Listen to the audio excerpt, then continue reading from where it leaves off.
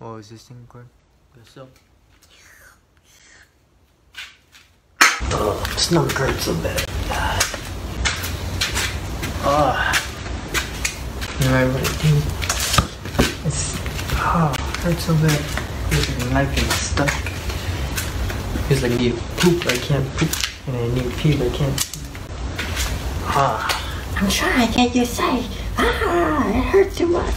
Push, come on, push harder, push, push.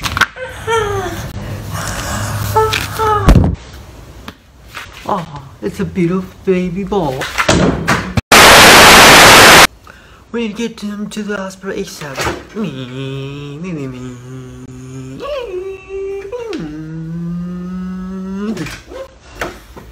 So, sir, why are you in the hospital today? Stomach hurts, and I don't know, it hurts really bad. It feels like there's a knife in my stomach, and like it moves around, and it hurts to poop and everything. I need to see a doctor as soon as possible. Okay, sir, as soon as we get your information down, we'll go ahead and get you to the doctor. Yes, it would seem that you have an issue with your appendix, and now we're going to need to take it out so that I can eat. Alright, Ethan, still, this should only take a moment. Please, no, I don't want surgery. I don't want anything taken out of my body. Please, stop. Oh, good thing it was just a dream.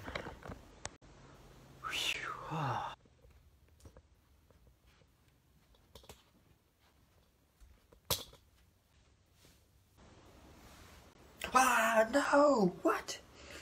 It was real. No! Yep, that is that. The recap you guys just saw wasn't entirely false. Some parts of it was true. For example, I really did have a really bad stomach ache. And because I had stomach ache, I ended up going to the hospital. But it wasn't your normal stomach ache, you know. It was a stomach ache that, like, you have sharp pain in your stomach, and it wouldn't go away for about 2 days. It was actually 1.5 days, and then I ended up going to the hospital. Once I got to the hospital, well, we actually went to a clinic or a checkup first. My dad was blaming it on, like, kidney stones or something. Because, like, it was hard to pee and stuff, but, I don't know. We ended up going to clinic. They said it wasn't kidney stones.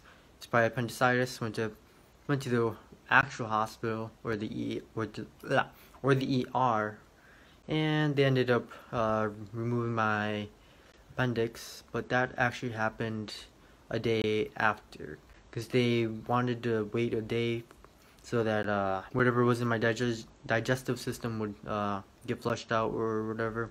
And then while I was waiting at the hospital that day, they basically just gave me a bunch of IVs, some painkillers, and antibiotics or whatever. And then after that, they just gave me surgery. Yeah, the very first day after my surgery was the worst, because that was when I was recovering, and that's when there was a lot of hang time. So whenever the painkillers would wear off, it would take another hour or two before the next painkiller would take effect, and so I would have to suffer an hour or two without painkillers.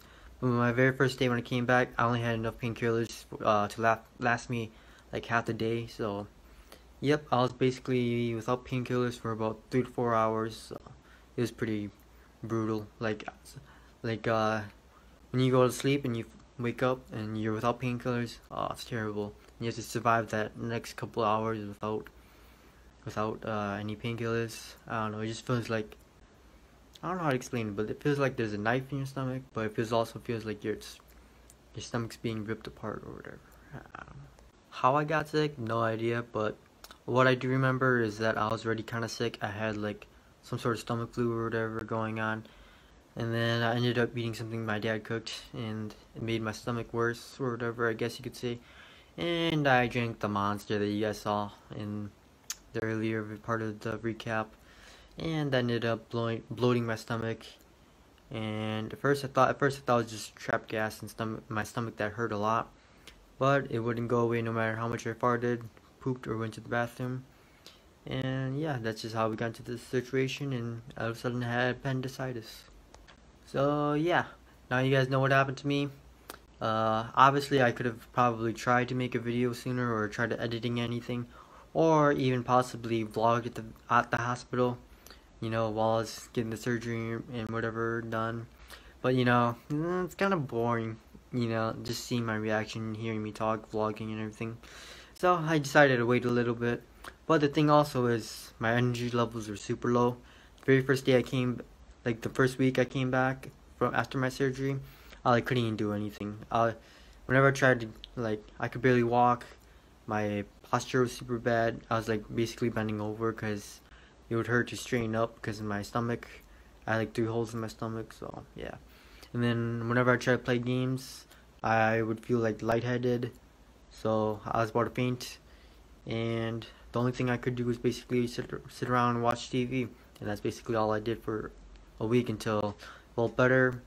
And then we started editing videos, and that's what you guys saw in the last video with the craving for big king salmon.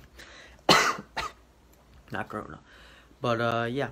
As you guys saw, I'm obviously better now, but in that video when I was editing, even when I was speaking, it was like, I guess it could have been from insomnia or being tired, but I don't know.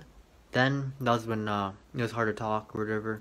Like whenever I tried talking, it was like my eyes getting closed and I was about to fall asleep. But that's obviously not really the situation anymore. But it could be because now that I've been practicing or whatever, and maybe using my brain, maybe the effects of the anesthesia is wearing off, but I'm not sure. One thing I can say for sure though is after the surgery and coming home, I obviously feel different. Could be a side effect from the anesthesia, but I don't know. One thing I can say for sure is that after I came back, I feel more monotone or dead inside. I don't know. It could just be me, but could also be from the isolation, just doing nothing for like a whole week straight, and like having no one to talk to or whatever. I don't know. But yeah, if you guys enjoyed this video, make sure to leave a thumbs up, and also do remember to subscribe and hit that notification bell, and also to remember to check us out on social media at Thaobrosfishin on Instagram and Facebook.